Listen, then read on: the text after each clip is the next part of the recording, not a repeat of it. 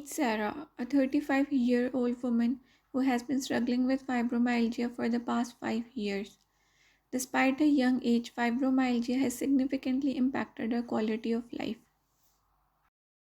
Sarah presents with unexplained pain and stiffness in her muscles and joints, experiences fatigue during simple daily tasks, feels exhausted, struggles with sleep disturbances and mood swings.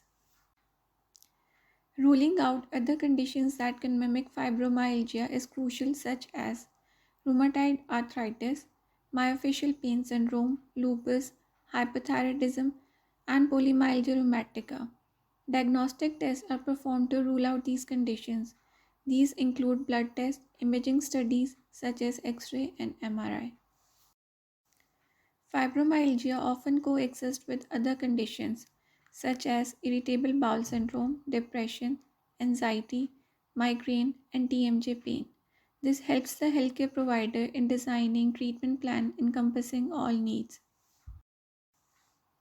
The diagnosis of fibromyalgia is primarily clinical, based on specific criteria established by organizations like the American College of Rheumatology.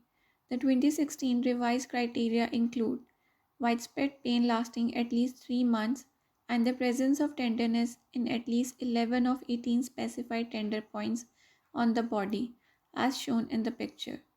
To learn more on treatment and management strategies, you can visit my website physiofeed.com.